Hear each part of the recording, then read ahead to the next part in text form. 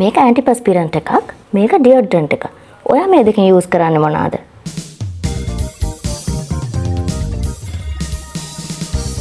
අපි අද කතා කරමු ඔයා යූස් කරන්න ඕන ඇන්ටිපස්පිරන්ට් එකක්ද එහෙම නැත්නම් ඩියෝඩ්‍රන්ට් එකක්ද කියලා.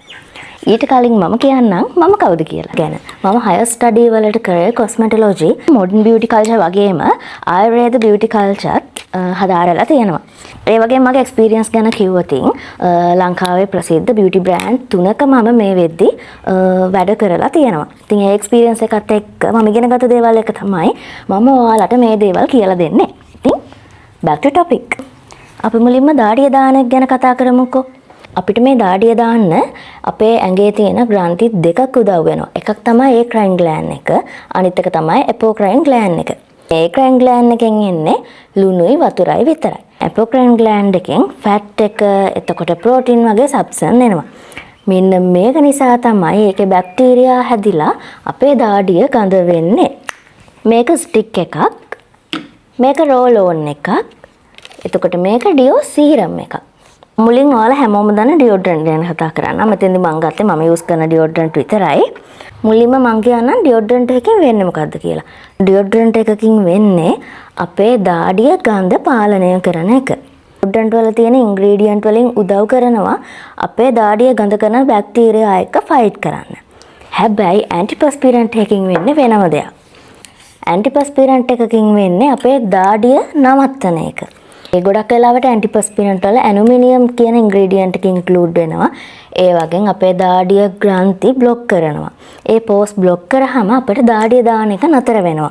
අන්න ඒක තමයි ඇන්ටිපස්පිරන්ට් එකකින් වෙන්නේ.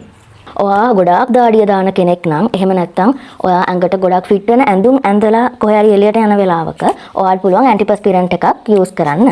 මම නම් රෙකමන්ඩ් කරන්නේ ඔයාලට ඩියෝඩ්‍රන්ට් එකක් යූස් කරන්න කියලා. මොකද අපේ ඇඟෙන් පිට වෙන්න ඕන දෙයක් තමයි දාඩිය කියන්නේ. ඒක ප්‍රොඩක්ට් ගාලා අපේ ඇඟේ දාඩිය පාලනය කරනවා කියන්නේ.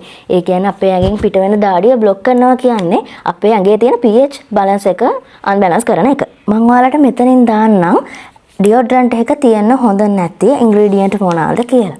ගොඩක් වෙලාවට අපි කියනවා ඇලුමිනියම්, ඇල්කොහොල් වගේ ඉන්ග්‍රීඩියන්ට් තියෙන ඩියෝඩ්‍රන්ට් යූස් කරන්න හොඳ නැහැ කියලා. හැබැයි ඕනම් ප්‍රොඩක්ට් එකක ඒකට ඉන්ක්ලූඩ් වෙන්න පුළුවන් 100ට ගාණක් තියෙනවා. අන්න ඒ ගාණට පහලින් මේ ඉන්ග්‍රීඩියන්ට් තියෙනවා නම් ඒ ප්‍රොඩක්ට් යූස් කරන එක ඔයාට එහෙම හොඳ නැති මොනවා හරි අහිතකර දේවල් වෙන්නේ නැහැ. මේක ඩියෝ ස්ටික් එකක්. හොඳ සුවඳක් තියෙනවා. මේක ඇන්ටිපස්පිරන්ට් එකක්.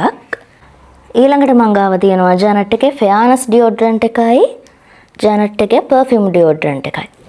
මේ දෙකේ වෙනස තමයි මේකේ තියෙන ඉන්ග්‍රීඩියන්ට් උදව් වෙනවා ඔයාගේ අත්යට කළු වෙලා නම් අන්න ඒක නැති කරන්න. එතකොට පර්ෆියුම් ඩියෝඩ්‍රන්ට් එකකින් වෙන්නේ මේකේ ඉන්ක්ලූඩ් වෙලා තියෙන ෆ්‍රේග්‍රන්ස් එක වැඩි. ඒ නිසා ඔයාට දාඩිය ගඳ නැතුව හැබැයි දවසම ෆ්‍රෙෂ් එකේ සුවඳට ඉන්න පුළුවන්.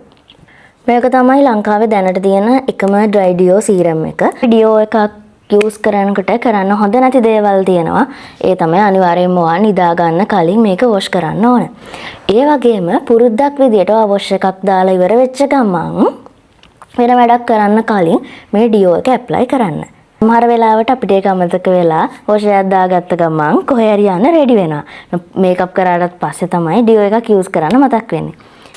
එහෙම වෙලාවට ඔයා කරන්න ඕනේ ඔයා වෙට් වයිප් එකක් අරගෙන ඔයාගේ අnder arms මේ විදියට පිහිද ගන්න. ඊට පස්සේ ඒක පොඩ්ඩක් dry වෙන්න දීලා ඔයාගේ ඩියෝ එක ඇප්ලයි කරගන්න පුළුවන්.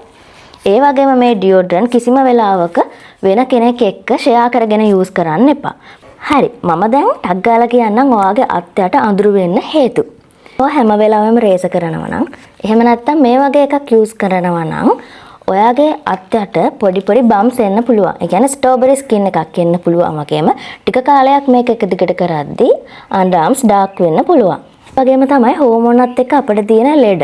එක එක අයට තියෙන එක එක ලෙඩනේ. අන්න ඒවත් එක්කත් අපේ අත්යට කළු වෙනවා. ඊළඟ හේතුව තමයි අපි ගන්න බෙහෙත්. අපි මොනවා හරි බෙහෙතක් ගන්නවා නම් ඒ වගේ තියෙන සයිඩ් ඉෆෙක්ට් එකටත් සමහර වෙලාවට අපේ අන්ඩර්ආම්ස් ඩාර්ක් වෙන්න පුළුවන්.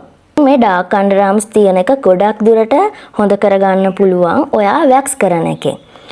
ඔයාගේ ඇන්ඩරාම්ස් හොඳට ස්ක්‍රබ් කරලා හොඳ වැක්ස් එකකින් වැක්ස් කරාට පස්සේ ඔයාට බලා ගන්න පුළුවන් ඩාර්ක් වෙච්ච ගතිය පොඩ්ඩක් ගිහිල්ලා තියෙනවා.